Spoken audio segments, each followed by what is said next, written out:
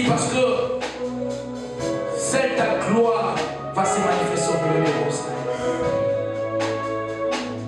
Merci Seigneur, parce que nous allons diminuer en Seigneur, afin que toi, ça puisse croître. Ta parole nous dit que tu as envoyé ta parole et ta parole est guérie.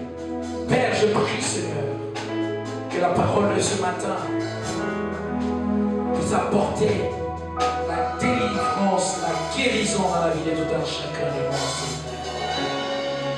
Dispose les cœurs de tout un chacun de nous, afin que nos cœurs soient des bonnes terres pour recevoir la sémence de ce matin, qui est ta parole. Merci Saint-Esprit. Merci Père. Que tout ce qui ne confesse pas ta Seigneurie en ce lieu, que ça soit mis le sang et fait au nom de Jésus. Merci El Shaddai. C'est par nos acclamations que nous Alléluia. Alléluia. Gloire au Seigneur. Alléluia. Est-ce que tu peux acclamer comme si tu étais convaincu? Gloire au Seigneur. Alléluia. Avant de nous asseoir, nous allons juste lire une portion des Écritures dans l'épître de Paul aux Philippiens. L'épître de Paul aux Philippiens, nous allons lire juste une portion des Écritures.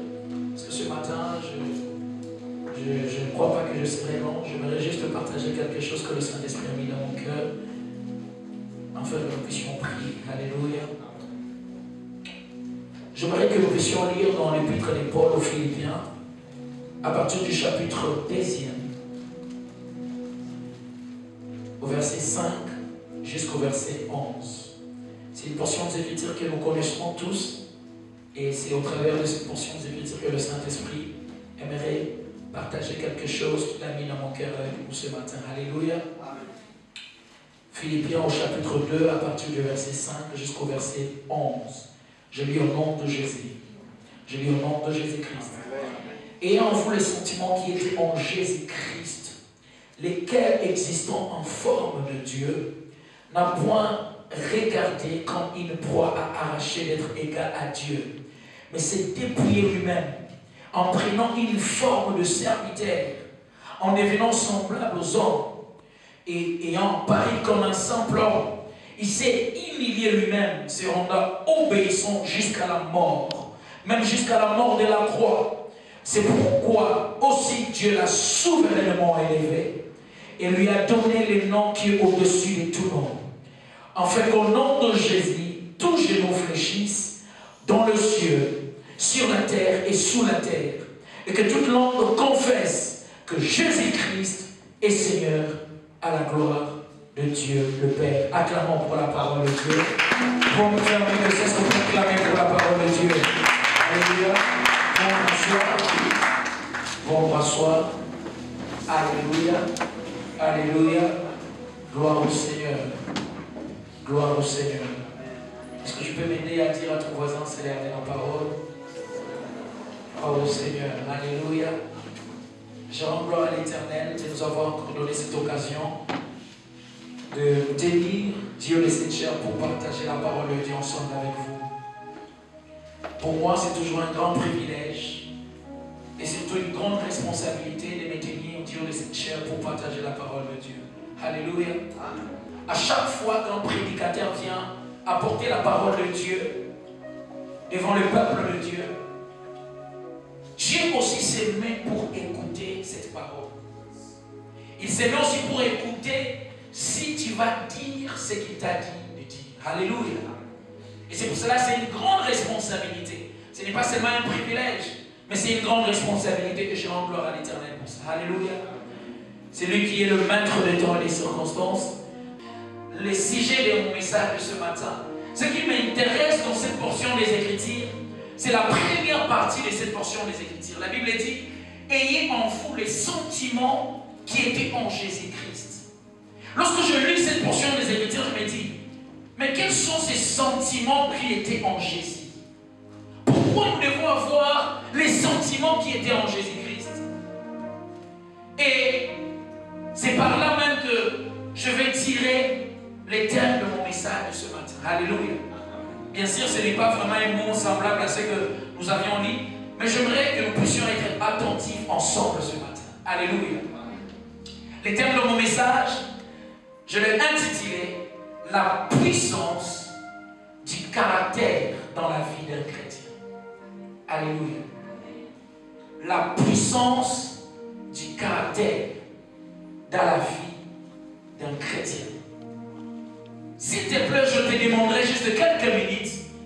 Je demanderai ton attention pendant quelques minutes. Et après cela, je vais partir et nous allons prier. Alléluia. Alléluia. Comme je venais un peu de le dire, lorsque je suis en train de prier pour que Dieu me donne le message de ce matin, lorsque j'étais en prière, je demandais à Dieu, Seigneur, donne-moi le message que tu aimerais partager à ton peuple ce matin. Et Dieu a mis un message dans mon cœur, un message qui pilonnait dans mon cœur, afin que je puisse partager cela ensemble avec vous ce matin. Et ce message que j'ai intitulé « La puissance du caractère dans la vie d'un chrétien ». Et avant d'aller très loin, je voudrais d'abord définir c'est quoi le caractère. Parce que nous allons parler plus du caractère. C'est quoi le caractère? Quelle est la signification du caractère? Et par signification, par définition, le caractère c'est tout simplement la personnalité d'une personne. Lorsqu'on parle du caractère, on voit la personnalité d'une personne. C'est quoi le caractère? Le caractère, c'est le comportement d'une personne. Alléluia. C'est la personnalité, les comportements et aussi la nature d'une personne. Lorsqu'on parle du caractère, on voit la personnalité d'une personne, on voit les comportements et aussi on voit la nature même de la personne. C'est quoi le caractère? Le caractère, c'est ce qui distingue une personne à une autre. Alléluia. Le caractère, c'est ce qui distingue une personne à une autre. Vous allez voir que lorsque je définis le caractère, je les définis comme une personnalité. Et c'est ce qui même distingue une personne A à une personne B. Alléluia. C'est quoi le caractère? Le caractère, c'est l'ensemble des attributs qui déterminent les actions morales.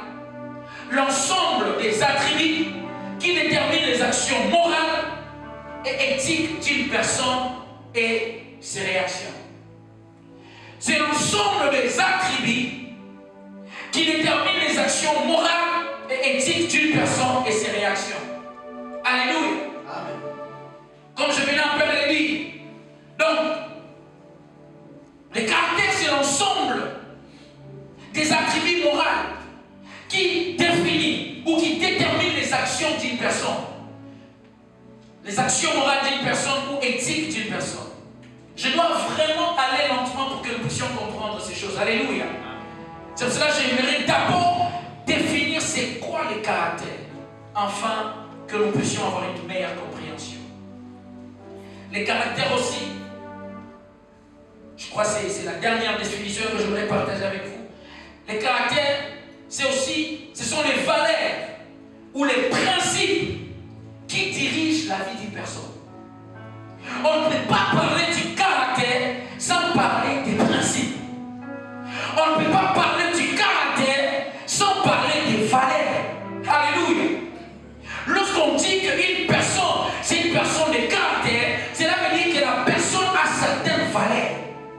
La personne a certains principes.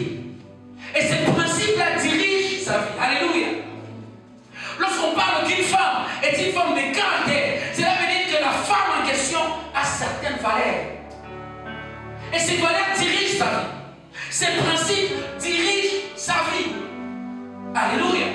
Et laissez-moi te dire, tu peux avoir soit un bon caractère ou soit un mauvais caractère. Il y a de ceux-là qui ont un bon caractère, il y a aussi de ceux-là qui ont un mauvais caractère. Et c'est là où il y a des problèmes. Parce que nous, étant qu'enfants de Dieu, il y a un certain caractère que nous devons avoir. Alléluia.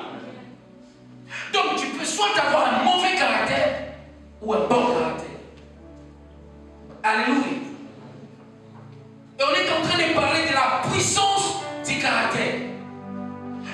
vas me dire, mais pourquoi le caractère est puissant? Laisse-moi te dire une chose.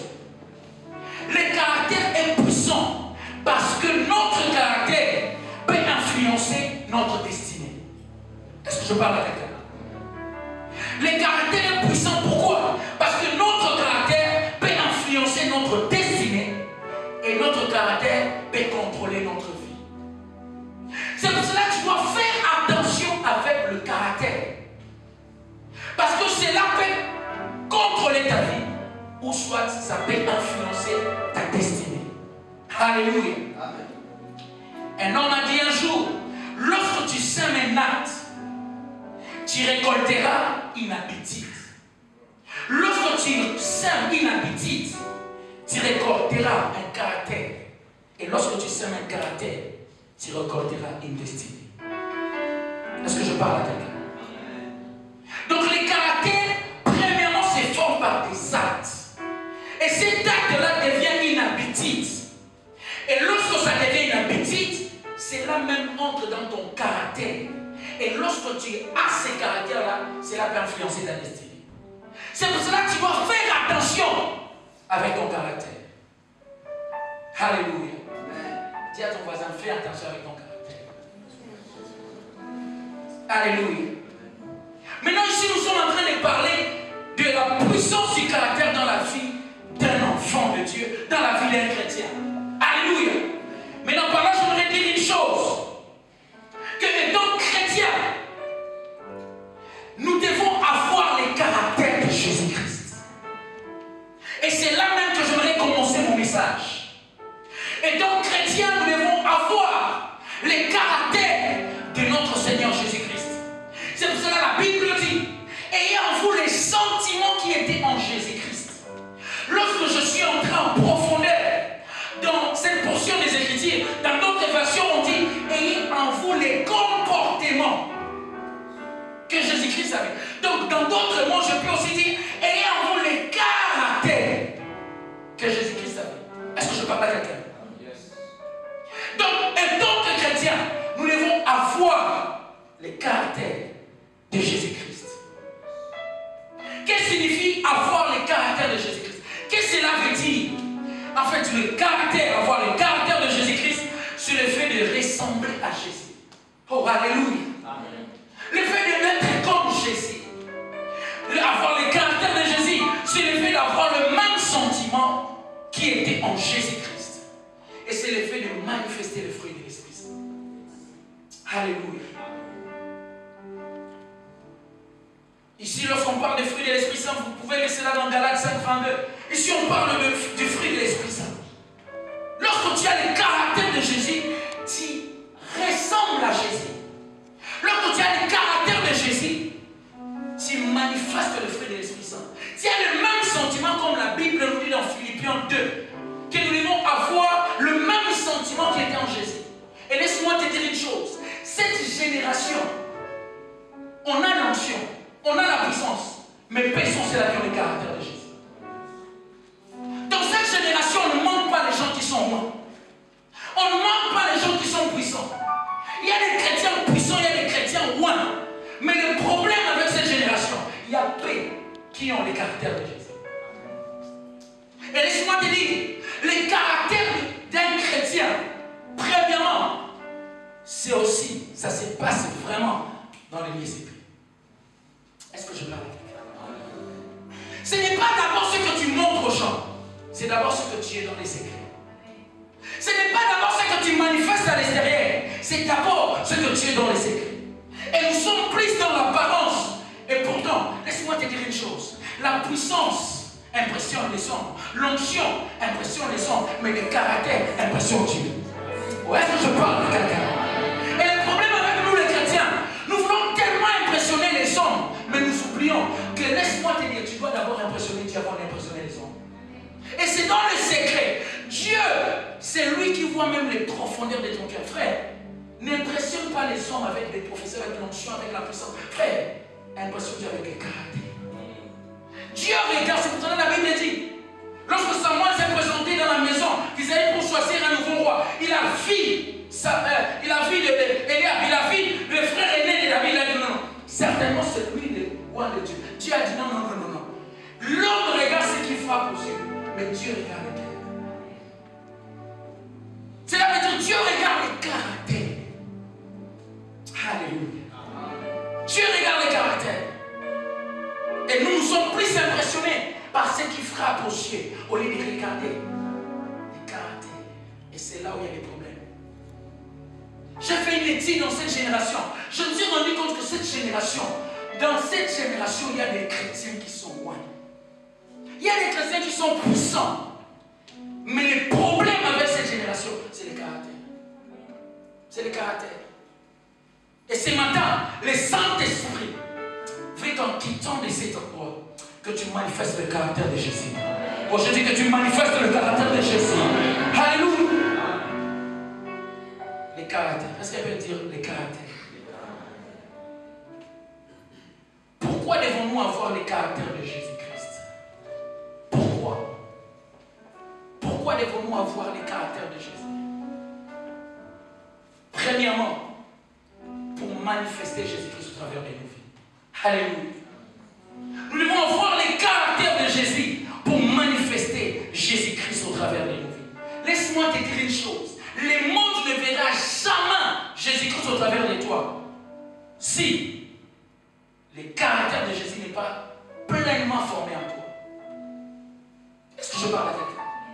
Au-delà de ce que tu prêches aux autres, laisse-moi te dire, les gens regardent ta vie. Au-delà de ce que tu dis aux autres, les gens regardent ta vie. Et j'aimerais dire à une personne que ta vie est une Bible ouverte. Il y a des gens qui ne peuvent pas comprendre peut-être ta langue maternelle pour prêcher en ta langue maternelle. Mais laisse-moi te dire, au travers de ta vie, laisse-moi te dire, les gens peuvent être prêchés. Ta vie prêche même mieux plus que tes paroles. Et nous, les chrétiens, nous n'arrivons pas à manifester Christ. Tout simplement parce que le caractère de Christ n'est pas formé pleinement en nous. Et c'est là où il y a les problèmes. C'est cela que vous allez voir, il y a des chrétiens qui chantent à l'église.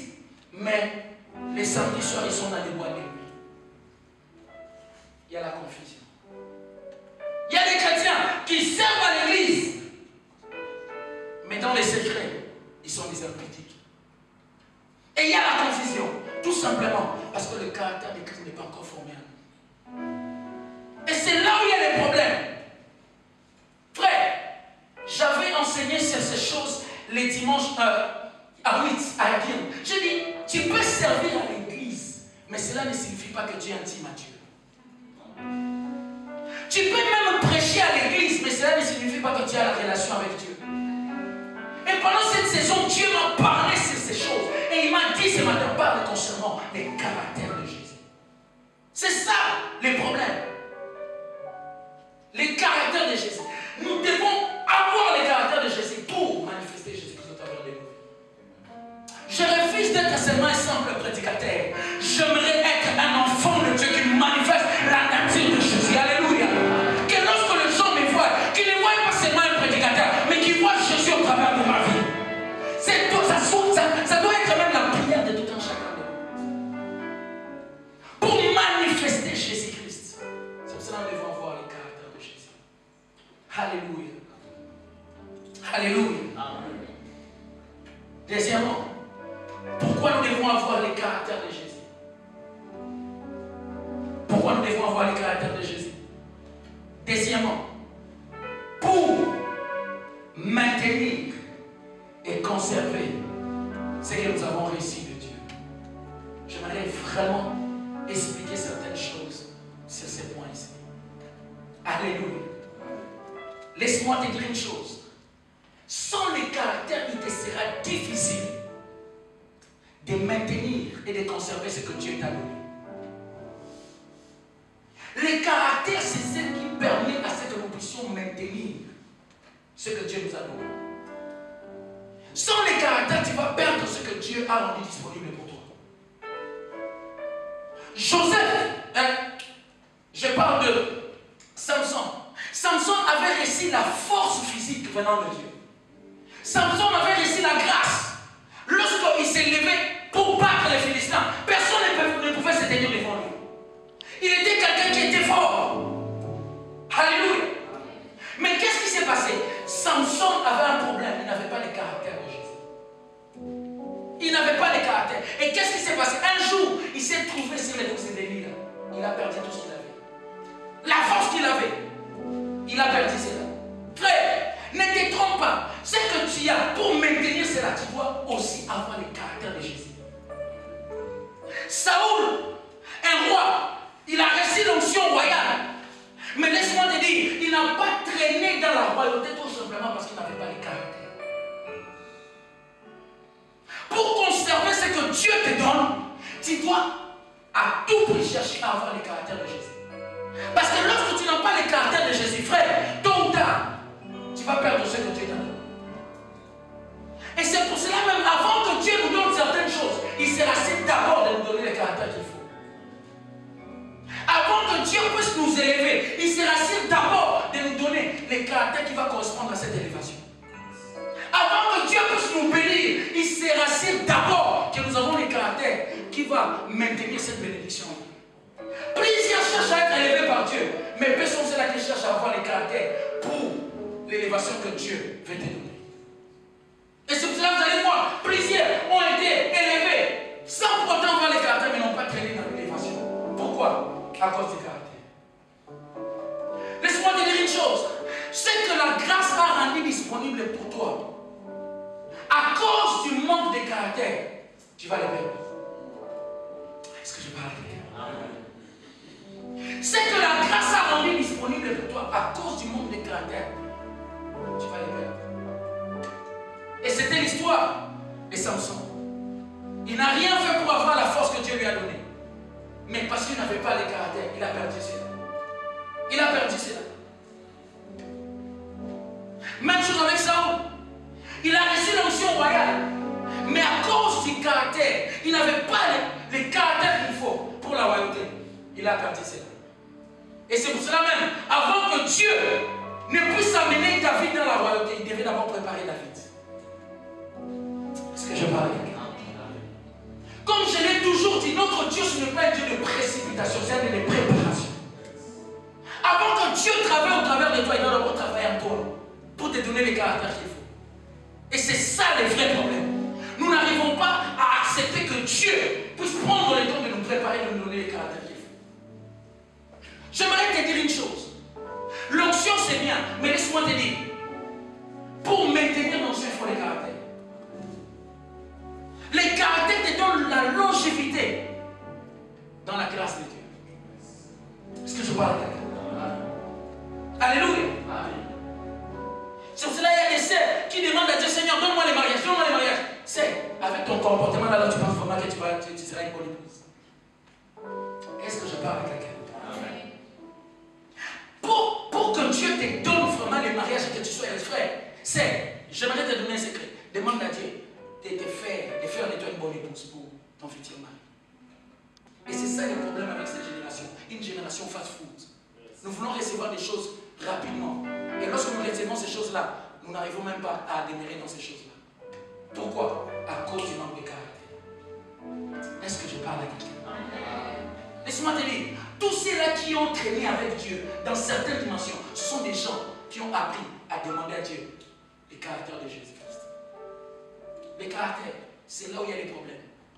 Sans les caractères, il sera difficile de maintenir et de conserver ce que Dieu t'a donné. Alléluia. Alléluia. Laisse-moi te dire, la grâce, l'onction va t'ouvrir des portes. Mais laisse-moi te dire, pour maintenir ces portes ouvertes, il faut le caractère. L'onction t'ouvrira la porte du palais royal, mais ce sont les caractères qui te donnera une place à côté du roi. Les caractères. L'onction attire, mais le caractère fait asseoir. Il y a des gens, de loin tu regardes, ces femmes sont belles, tu regardes de loin, ces hommes-là sont beaux. Ça attire la beauté, l'onction, la grâce, ça attire. Mais une fois que tu te rapproches de ces personnes, mauvais comportement, mauvais caractère. Il y a des hommes de Dieu, ils prêchent, tu sens la gloire, tu sens l'onction. Mais une fois que tu te rapproches d'eux, tu te dis, ils sont des chrétiens ou ils ne sont pas des chrétiens. Je refuse d'être un simple prédicateur.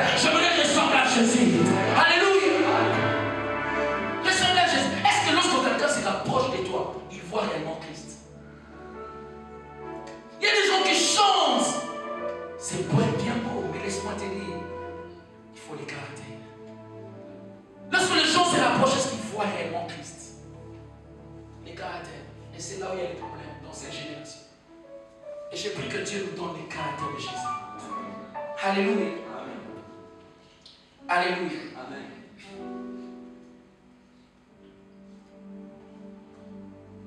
Pourquoi nous devons avoir les caractères de Jésus? Comme j'avais dit ce matin, je ne vais pas traîner. Pourquoi nous devons avoir les caractères de Jésus? Nous devons avoir les caractères de Jésus pour être des modèles pour les autres. Alléluia. Pour être des modèles pour les autres. Pour être des modèles pour les autres. Dans 1 Timothée chapitre 4, à partir du verset 12, la Bible dit que personne ne méprise ta jeunesse, mais soit un modèle pour les fidèles. En parole, en conduite, en charité, en foi et en piété. Est-ce que les hommes peuvent te prendre comme un modèle? Les hommes te prendront comme un modèle à cause de ton caractère. À cause de ton caractère. C'est pour ça que l'apôtre Paul pouvait dire, soyez mes imitateurs comme moi je le suis de Christ. Parce qu'il avait les caractères de Jésus-Christ qu'il pouvait dire aux gens, soyez mes imitateurs. Est-ce que toi on peut t'imiter? Est-ce que toi on peut t'imiter? Regarde la façon dont tu parles, est-ce qu'on peut t'imiter? Donc tu ne peux pas parler pendant 10 minutes sans pour autant injurer quelqu'un. Et chrétien. Alléluia. Confusion. Par ta façon d'être, est-ce qu'on peut t'imiter? Est-ce qu'on peut t'imiter? Est-ce que tu peux être un modèle pour les autres?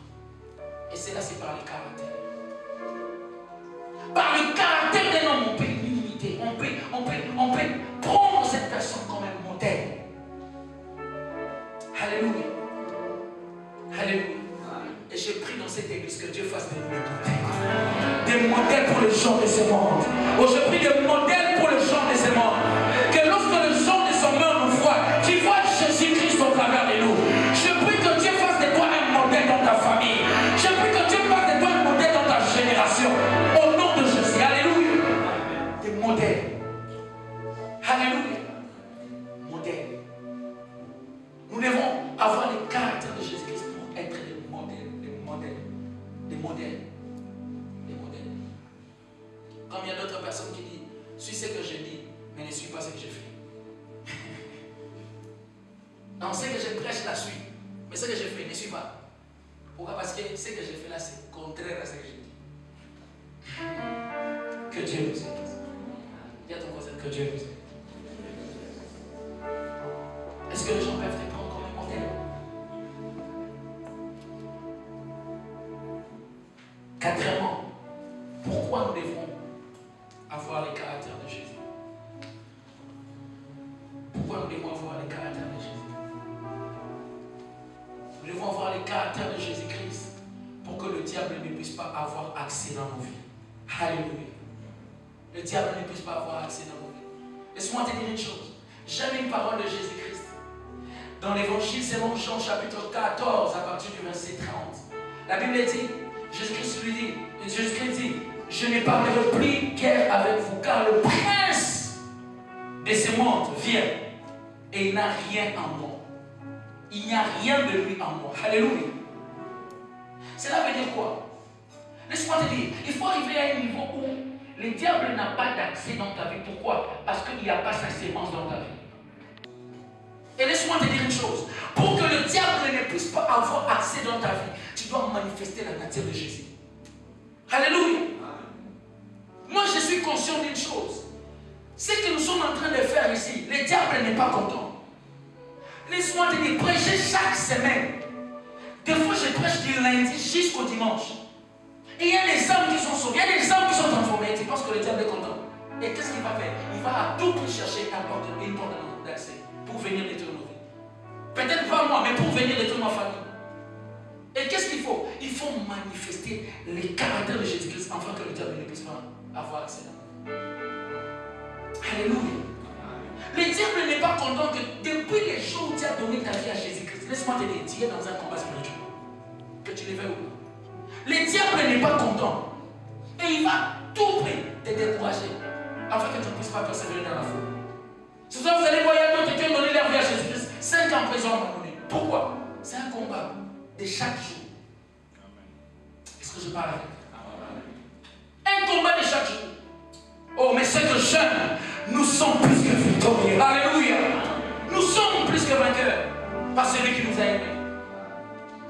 Alléluia.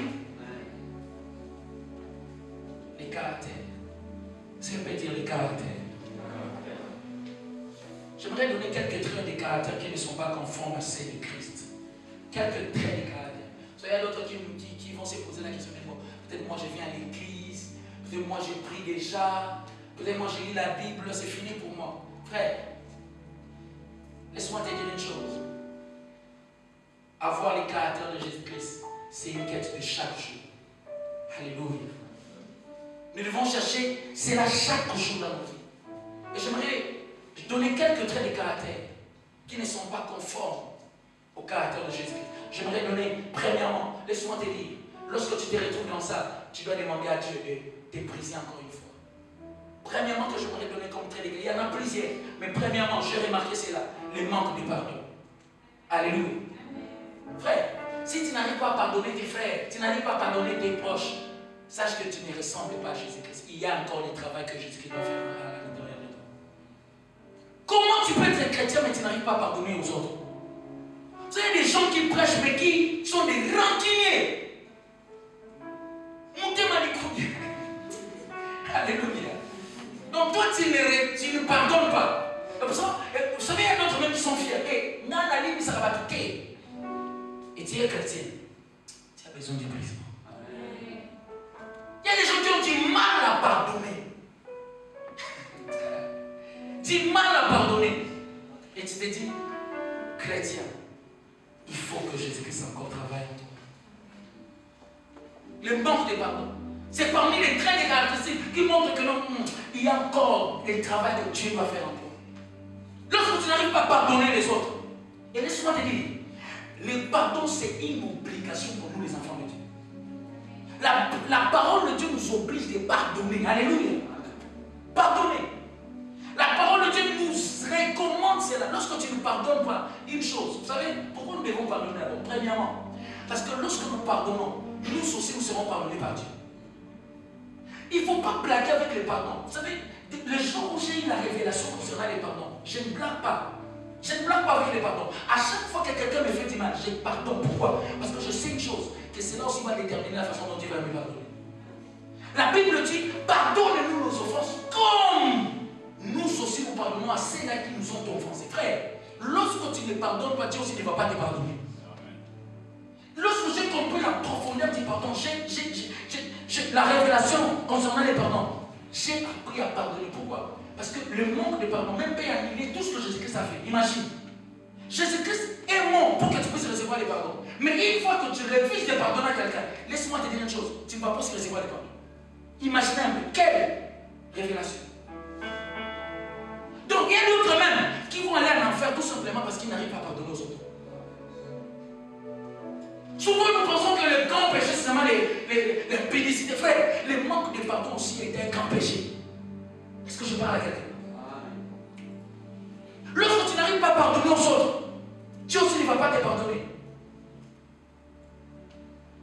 Et une chose que même j'allais même partager la fois passée lorsqu'on avait fait les séminaires sur comment vivre sous un ciel ouvert. Frère, parmi les choses qui te permettent de vivre sous un ciel ouvert, c'est lorsque tu pardonnes aux autres. Lorsque tu n'arrives pas à pardonner aux autres, ton ciel est fermé. C'est pour cela même la Bible dit, lorsque tu viens devant l'autel pour présenter ton offrande, Dieu ne va pas t'écouter. Il va d'abord te dire, si tu as quelque chose avec ton frère, va d'abord arranger. Parce que lorsque tu vas présenter cela, Dieu ne va pas agréer cela. Donc ton ciel sera fermé. Dieu ne va pas écouter tes prières. Pourquoi? Parce que tu es rancunier dans ton cœur. Est-ce que je parle? Fais attention avec les pardons. C'est pour cela, à chaque fois que quelqu'un me fait du mal, lorsque je vois la personne ne vient pas me demander pardon, moi-même je parle déjà. J'ai fait les premiers pas. Je dis non, j'ai remarqué qu'entre nous ça ne marche pas. Donc, même si c'est moi qui ai raison. Pourquoi? La Bible dit rechercher la paix avec tous. Ce n'est pas pour avoir raison, mais c'est juste pour avoir la paix. Est-ce que je parle? Souvent, nous n'arrivons pas à pardonner aux autres. Nous pensons que non, c'est les autres qui ne sont pas les frères. Il y a des gens que tu gardes dans lesquels ils sont en train de manger les foufous, toi tu es en train de souffrir. Des fois même, lorsque nous pardonnons, nous nous libérons nous-mêmes. Le manque de pardon te fait entrer dans une prison émotionnelle, dans l'âme. C'est pour cela que tu n'arrives même pas à avancer. Lorsque tu n'arrives pas à pardonner,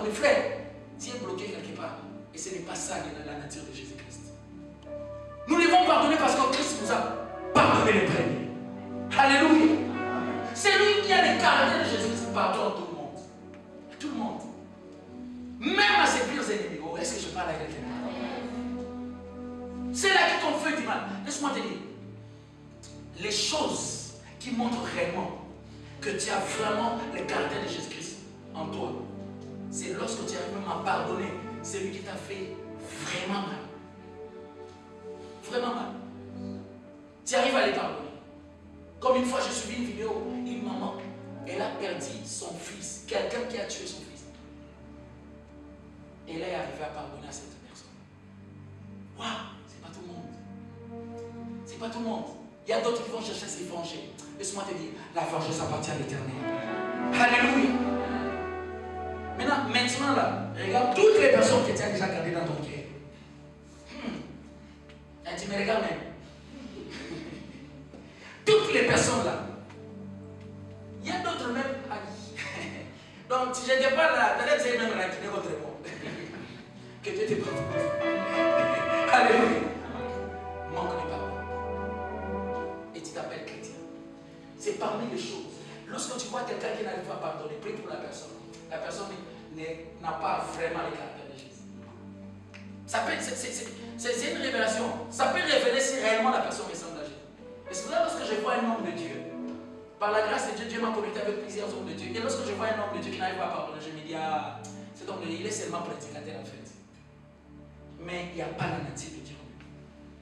Un homme qui a la nature de Jésus-Christ, de Jésus en lui, laisse-moi te dire, il a la facilité de pardonner. Il pardonne. Il pardonne.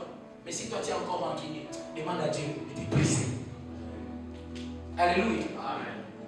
Parmi les traits de caractère qui montrent que réellement toi, c'est compliqué. Parmi ces traits de caractère, laisse-moi te dire, l'orgueil. Dis à haute voix l'orgueil. Dis encore l'orgueil. C'est là où même plusieurs personnes se retrouvent. L'orgueil. Frère, l'orgueil même c'est parmi les anciens péchés. L'orgueil. L'orgueil. L'orgueil. Les diables étaient orgueilleux. Depuis. L'orgueil. Lorsque tu regardes un homme et tu vois l'orgueil en lui, c'est que l'homme là est loin du caractère de Jésus-Christ. L'orgueil. Et nous sommes dans une génération où les gens encouragent l'orgueil plus que l'humilité. Les gens respectent quelqu'un qui est orgueilleux plus que quelqu'un qui est humble. Confusion totale. Confusion totale. L'orgueil. Frère, laisse-moi te dire, si tu ne veux pas que la faveur de Dieu cesse de se manifester dans ta vie, ne tombe pas dans l'orgueil. L'orgueil fait à ce que Dieu puisse résister en fait de te faire faveur et grâce. Fais attention. La Bible dit Dieu résiste aux orgueils. Il y a certaines choses que Dieu veut te donner, mais à cause de l'orgueil, il ne te les donne pas. L'orgueil. Fais attention avec l'orgueil. Ne permets jamais que l'orgueil entre dans ton cœur. Vous savez, souvent nous voulons connaître le mystère, frère, mais dans les petites choses que Dieu manifeste, même sa profondeur. L'orgueil. Alléluia. Vous savez, il y a d'autres personnes qui n'ont pas besoin des autres, ils ont besoin de les spirituels. Des fondements de la vie chrétienne. L'orgueil. Évite l'orgueil. Alléluia. Et tu vas dire, oh non, moi je ne suis pas orgueilleux. J'aimerais te donner les caractéristiques d'un orgueil. Premièrement, un orgueil n'accepte jamais la grâce des autres. Merci ma sœur. Un orgueil n'accepte jamais la grâce des autres. Vous savez, un orgueil est toujours en compétition. Alléluia. Un orgueil. Tu peux bien chanter. L'orgueil. Bien. Lorsque vous allez prendre le micro là-bas, vous allez sentir l'orgueil. L'orgueil, vous allez sentir l'orgueil. Alléluia. Quelqu'un en scène, il prêche, il transfère. Voilà, petit niveau. L'orgueil. La Bible dit ceci. Tu dois voir les autres comme s'ils sont au-dessus de toi-même. C'est ça l'humilité. Mais un orgueil, il n'accepte jamais la grâce des autres. Alléluia. Alléluia. Un orgueil, il a. Moi souvent je dis, lorsque je. Alléluia. Vous savez, les signes de l'humilité, c'est aussi lorsque tu acceptes la grâce des autres. Un homme humble, il a la facilité d'accepter la grâce des autres. Un homme orgueilleux, il n'accepte jamais. Et surtout lorsqu'on donne aussi des éloges concernant une personne. Tu auras mal au cœur. Frère, cherche les brisements. Dis à ton frère, cherche les brisements. Et d'ailleurs même, les signes qui montrent même que tu es orgueilleux, c'est lorsque tu penses que tu es ami. Il y a d'autres qui sont orgueilleux de leur humilité. Alléluia. Amen. Lorsque tu penses que tu es humble, c'est que tu es orgueilleux. Un homme humble se reconnaît même orgueilleux qu'il a besoin encore de plus d'ébrissement de la part de Dieu. Alléluia. Amen. Déjà lorsque tu dis solo, voyez-vous, nous qui sommes humbles, nous qui sommes humbles, nous faisons certaines choses orgueilleux. Alléluia. Amen. Dis avec moi, Seigneur, j'aimerais avoir ton caractère. La Bible dit, il s'est dépouillé lui-même. Il s'est rendu égal à l'homme. Semblable à l'homme. Imaginez un peu. Lui qui était le Dieu créateur des cieux et la terre, il s'est dépouillé. Il s'est dépouillé. Il y a même des chrétiens comme ça, tu as du mal même. Après les kids, d'aider même les protocoles, ils prennent la chaise. Orgueilleux. Alléluia. Il y a d'autres même qui ont du mal même à torchonner à l'église. Battre la campagne. On est tourné vraiment. Ok. Alléluia. Alléluia. Amen. Moi j'aime lorsque la salle est calme comme ça, que ça a. Il y a des gens qui t'écoutent dans le prêchant, mais ils écoutent. Alléluia. Et moi j'aime ça. Lorsque c'est calme comme ça, c'est ça entre maintenant tu t'examines. Vous savez, la parole de Dieu est comme un miroir. Toi-même tu es en train de regarder. Et laisse-moi te dire, parmi les signes aussi de l'orgueil n'écoute jamais la parole pour lui-même, il écoute pour l'autre. Lorsque tu es en train de prêcher, tu es en train de... Là, certaines personnes, je ne dis pas que c'est toi, mais lorsque tu dis Amen, donc cela veut dire, écoute, tu te connais toi-même. Alléluia. Vous savez, souvent nous les prédicateurs, nous pensons que nous prêchons, nous prêchons aussi nous-mêmes. Alléluia. Moi-même aussi, je suis de me prêcher. Alléluia. Tu vois l'autre avec une plus grande église que toi, et tu dis, il a touché l'orgueil. Non, je dis la vérité. Alléluia. Ne permets jamais à l'orgueil de frapper à la porte de ton cœur. Jamais. Lorsque tu vois l'autre évoluer, glorifie Dieu. Alléluia. Glorifie Dieu. Laisse-moi te dire, en faisant cela, c'est une sémence que tu sèmes dans ta propre vie. Lorsque tu apprécies la grâce des autres, laisse-moi te dire, ça active aussi la grâce, la même grâce dans ta vie. Est-ce que je parle à quelqu'un? Alléluia. Lorsque tu es content de la réussite des autres, sache que Dieu va aussi t'élever. Ou est-ce que je parle à quelqu'un? Laisse-moi te dire, parmi les choses qui montrent que Dieu est prêt pour l'élévation, c'est lorsque tu acceptes l'élévation des autres. Lorsque tu n'arrives pas à accepter l'élévation des autres, c'est que tu n'es pas encore prêt pour l'élévation. Avant que Dieu t'élève, il doit d'abord t'apprendre à accepter l'élévation des autres. C'est pour cela que David avait déjà reçu l'onction royale. Mais il devait d'abord accepter de servir Saoul dans la maison royale. Malgré l'onction royale sur sa tête, il a joué de la harpe dans la maison royale auprès de Saoul. Il a servi Saoul. Frère, lorsque Dieu te met sous l'autorité d'une personne, accepte cela pleinement. Pourquoi? Parce que lorsque tu vas accepter cela va aussi déclencher la même grâce sur toi. Avant que les autres puissent te servir, tu dois d'abord servir. Est-ce que je parle à quelqu'un? Laisse-moi te dire, fais attention, ne combat jamais l'élévation de l'autre. Parce que c'est une sémence. Lorsque toi tu seras élevé, on va te combattre. Il y a d'autres personnes qui disent, mais pourquoi les gens n'aiment pas? Est-ce que toi tu aimes les gens? Fais attention. Il y a une loi, la loi des semailles et de la moisson. Tout ce que tu sèmes sur la terre, ici dans le monde, ça va te revenir d'une manière ou d'une autre. Fais attention. Les biens que tu fais et les mal que tu fais, tôt ou tard, ça va te revenir. Ça apprend à s'aimer de bonnes choses. Est-ce que je parle à quelqu'un? Alléluia. Est-ce que ça rentre? Comme je viens un peu de le dire, il y a plusieurs. Un orgueil a du mal à apprendre auprès des autres. Un orgueil pense qu'il connaît tout. Et même lorsque tu viens à l'église,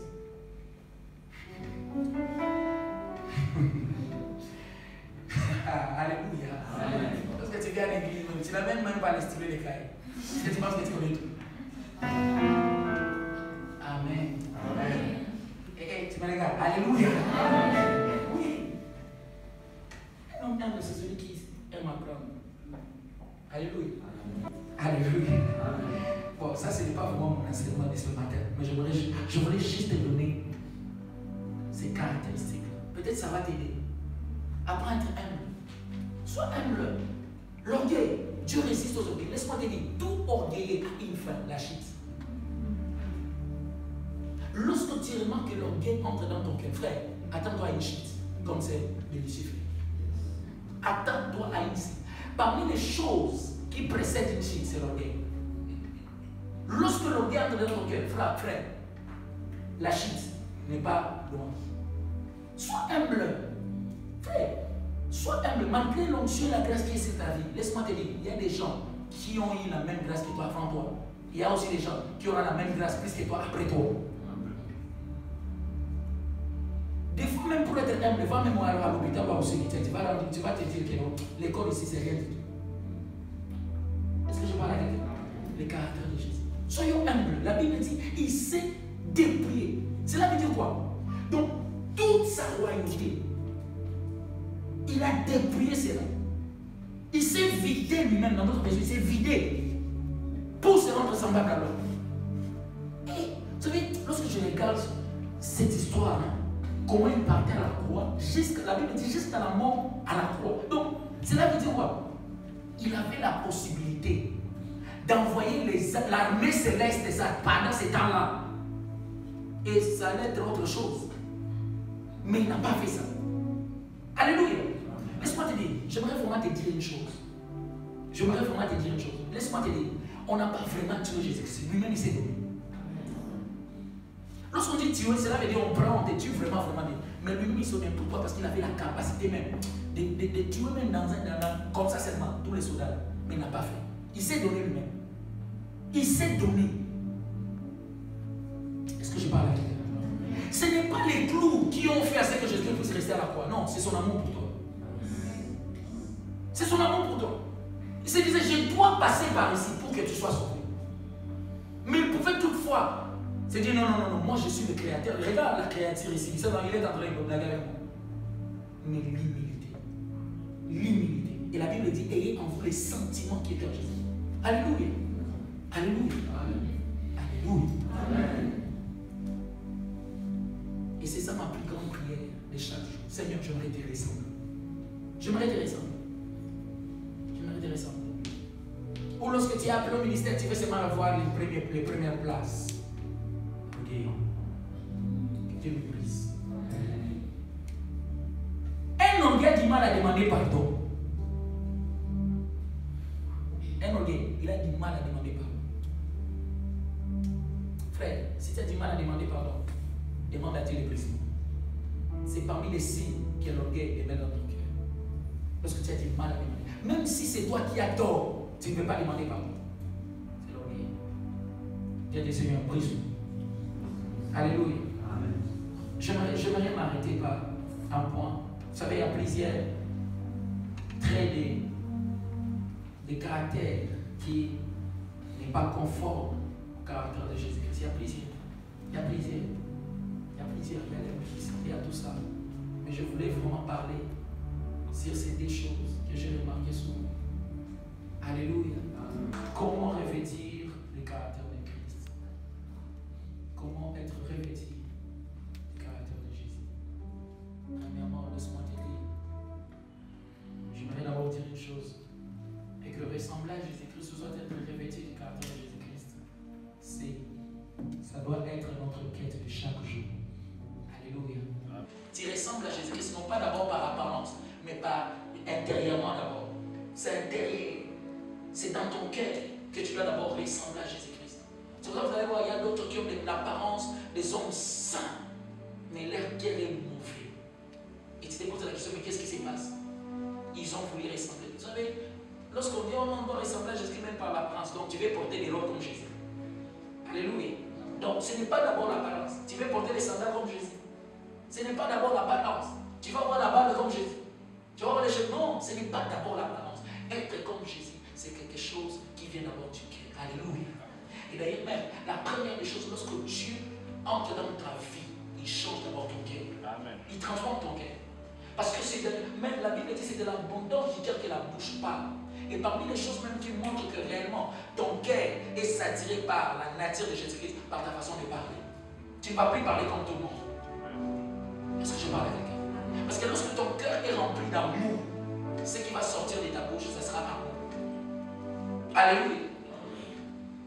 Donc, comment être revêtu du caractère de Jésus-Christ? Laisse-moi te dire, comme je venais de dire, donc c'est la discipline personnelle. Par une discipline personnelle. Une discipline personnelle. L'apôtre Paul pouvait dire dans 1 Corinthiens 9, 27, la Bible dit, mais je traite durement mon corps et je le tiens assujetti de peur d'être moi-même rejeté après avoir prêché aux autres. Ici, c'était une discipline personnelle que l'apôtre Paul pouvait se donner en disant que non, je vais traiter durement mon corps afin de ne pas être rejeté après avoir prêché aux autres. C'est une discipline personnelle, frère. Laisse-moi te dire une chose. Ce n'est pas parce que nous prêchons aux autres que nous ne voyons pas peut-être les belles filles. On voit ça aussi. Et j'aimerais être frère. Alléluia. Mais qu'est-ce qui fait la différence? Une discipline personnelle.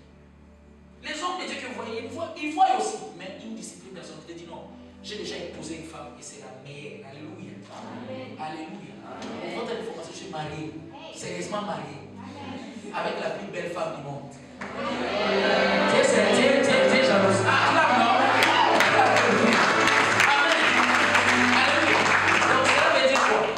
En tout cas, moi, comme j'ai dit souvent, mes yeux ont déjà expiré. Alléluia. Je ne vois plus en fait. Même si je te regarde, je ne vois plus.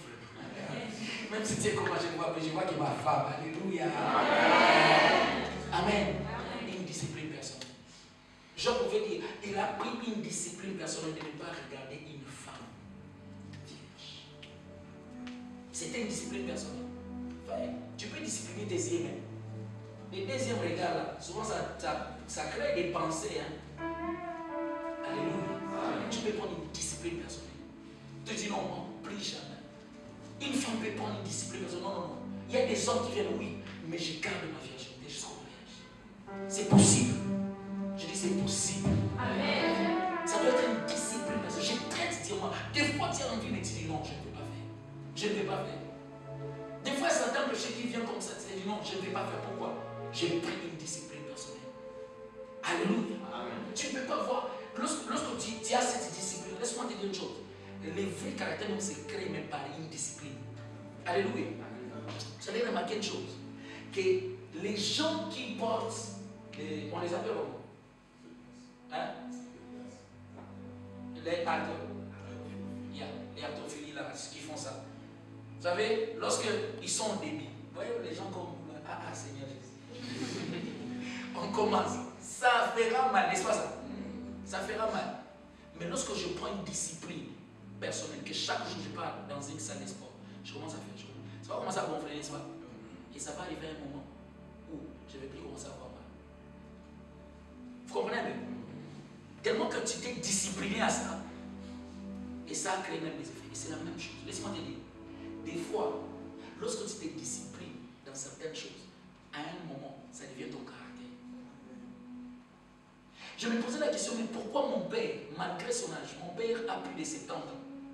Mais une chose qui m'a toujours étonné avec cet homme, chaque 4 heures, il s'élève pour prier. Je me disais, Seigneur Jésus, avec les fleurs comme ça, regarde-moi les vieux moi, le trio. Mais j'ai compris une chose. Depuis tout petit, je voyais mon père faire ça. Et cela est entré même dans son caractère. À un niveau où il voit ça comme si c'est normal. Donc il ne fait plus d'efforts pour faire ça. Pourquoi? C'est entré dans son caractère. Fais attention. Des fois même il y a certains péchés qui entrent dans ton caractère. Où tu ne peux plus t'en passer. Pourquoi? Parce que c'est déjà quelque chose qui est entré en toi. Et c'est difficile. Là vraiment il faut seulement l'intervention de Dieu. Il y a d'autres personnes pour abandonner l'alcool, pour abandonner la cigarette. C'est très compliqué. Pourquoi? C'est devenu un caractère. C'est déjà en nous. Et laisse-moi te dire, tu peux faire en sorte que des bonnes choses aussi soient dans ton caractère. Des bonnes choses. Vous savez, d'autres personnes, ils ont déjà pris une discipline personnelle de méditer la parole de Dieu chaque jour. Ça peut être une discipline. Moi, j'ai déjà pris cette discipline-là. Chaque jour, je dois avoir au moins un verset. Chaque jour. Chaque jour, c'est une discipline. Il y a d'autres même des chrétiens qui ne lisent pas la Bible. Frère, tu peux prendre cette discipline-là et ça va rester dans ton caractère. Est-ce que je parle à quelqu'un? Alléluia. Est-ce que j'enseigne à une personne? C'est vrai? Discipline personnelle. Ça va faire mal au début, mais à un moment là. Et c'est comme ça lorsque j'étais dans certains péchés. Des fois, moi j'étais vraiment, donc il y a des démons qui étaient en moi, des fois je faisais certains péchés et je me disais Seigneur, fais-moi entendre, fais-moi entendre. Et Dieu m'a dit, je t'ai déjà donné la capacité, il suffit seulement de prendre une discipline personnelle. Et j'ai pris une discipline personnelle et ne plus faire ces choses-là. Et petit à petit, au début c'était très dur, mais petit à petit, je me rends compte que je suis épanoui dans ma vie chrétienne. Pourquoi? Ça a pris d'abord, premièrement, une décision, une discipline. Aujourd'hui, tu peux prendre une discipline et commencer à lire la Bible. Alléluia. Amen. Deuxièmement, laisse-moi te dire, pour être revêtu de la parole de Dieu, il ne faut pas seulement lire la Bible, il faut aussi pratiquer la parole de Dieu. Amen. Plusieurs lisent la Bible, mais personne c'est là qui pratique. Laisse-moi te dire, pour être revêtu de la nature de Dieu, soit du caractère de Jésus-Christ, il faut lire et pratiquer. D'ailleurs, le plus important, ce n'est pas de lire, c'est de pratiquer. Alléluia. La maturité d'un chrétien n'est pas définie par le nombre de versets qu'il connaît, mais par le nombre de versets qu'il pratique. Est-ce que je parle à Alléluia. Oui, c'est d'abord pratiquer. Lorsque tu pratiques, souvent c'est difficile. Il y a certaines portions de la Bible, c'est difficile de les pratiquer. Oui, c'est très difficile. C'est pour ça que même la Bible dit qu'il vaut mieux l'obéissance que le sacrifice. Alléluia. Amen. Mais laisse-moi te dire, il n'y a pas d'obéissance sans sacrifice. À chaque obéissance, il y a toujours un sacrifice. Est-ce que je parle? Amen. Donc, il faut d'abord pratiquer. Lorsque tu pratiques, plus tu pratiques la parole de Dieu, plus il devient la parole de Dieu. Quelqu'un m'entend? Alléluia. Amen. La parole de Dieu, c'est Jésus. Plus tu pratiques la parole de Dieu, plus tu deviens la parole de Dieu. Donc, cela veut dire quoi? Les gens vont lire la parole de Dieu dans ta vie. Amen. Il y a une dimension où tu deviens la parole de Dieu. Pourquoi? Jésus-Christ maintenant vit en toi. Ce n'est plus toi qui vis, mais c'est Christ qui vit en toi. C'est la dimension que l'apôtre Paul était arrivé. Où il devient la parole de Dieu. Jésus-Christ maintenant vit en lui. La parole prend chair dans sa vie. Ou même dans tes pensées. Oh, est-ce que je parle à quelqu'un? Alléluia. Vous savez, lorsque tu arrives à un niveau où tu n'as pas besoin peut-être d'écouter une fois au Bible, donc même ta conscience est tellement aiguisée par la parole de Dieu, même ta conscience devient la voix de Dieu. Est-ce que je parle à quelqu'un? Ou lorsque tu dis non, j'ai 100 secondes si je dois prendre cette route. Non, tu n'as pas besoin d'écouter une voix audible. Déjà, par ta conscience déjà, tu dis non, je dois prendre cette route. C'est Dieu lui-même qui te parle. Vous savez, il y a des niveaux où même tes propres passés deviennent la pensée de Dieu. Tu deviens un avec Dieu. Ce que Dieu pense, c'est que toi tu penses aussi. Est-ce que je parle? Amen. Alléluia. Alléluia. Amen. Dieu me parle souvent comme ça. Dans le sens où des fois, avec une voix audible, par la grâce de Dieu. Mais des fois, lorsque je dois prendre des décisions comme ça, je sens une conviction seulement que je dois faire ça. Ou soit il y a une pensée même qui vient comme ça, je dois faire ça. Je n'ai pas besoin peut-être de prier pour que Dieu me donne la conviction, la confirmation. Non, je sens et je sais que c'est Dieu qui m'a dit ça. Plus tu pratiques la parole de Dieu, plus, laisse-moi te dire, même par ta façon de penser, c'est Dieu qui va commencer à opérer. Alléluia. Et dernièrement, ce que je vais dire dernièrement, c'est troisièmement, et les derniers points, si tu veux être revêtu du caractère de Jésus-Christ, laisse-moi te dire, passe plus de temps dans la prière. Alléluia. Passe plus de temps dans la prière. C'est dans la prière que nous donnons le temps à Dieu de nous façonner à son image. Lorsqu'on parle du brisement, les gens pensent que, bien sûr, Dieu peut te briser au travers des circonstances. Mais laisse-moi te dire, en matière de ce qui est dans ton cœur, Dieu aussi peut te briser lorsque tu passes plus de temps dans sa présence. Est-ce que je parle à quelqu'un? Lorsque tu passes plus de temps dans la présence de Dieu. Je me rappelle une fois, j'ai remarqué que il y avait un caractère qui n'était pas de Christ en moi. Et j'ai fait un mois, je priais juste pour ces sujets-là. Un mois. Seigneur, brise-moi, brise ça, brise ça, brise ça, brise ça. Et plus je priais pour ça, plus j'ai remarqué que Jésus-Christ était en train de changer mon cœur par rapport à ça. Et toi aussi tu peux faire ça. Peut-être que tu peux remarquer qu'il y a l'orgueil vraiment en toi. Alléluia. Amen. Prends ces sujets de prière, prie sérieux. Laisse-moi dire, c'est possible d'être humble. Alléluia. Oui, c'est possible d'être humble. Peut-être tu remarques la jalousie. Toi, lorsque quelqu'un me dit, tu es tellement jaloux, frère, tu peux amener ça dans la prière. Des fois, il ne faut pas prier que Dieu puisse t'élever. Prie aussi que Dieu te donne le caractère qu'il faut. Alléluia. Vous savez, des fois, nous négligeons ce genre de prière. Où tu dis, Seigneur, je suis un petit prisme. Où tu reconnais ta faiblesse devant Dieu. Lorsque je parle de péché, alléluia, dans ce sens-là. Dis, Seigneur, moi, quand je suis là, devant une femme, je ne supporte pas. Et Dieu, dans la prière, il prend le temps de t'effacer. Est-ce qu'on peut se dire?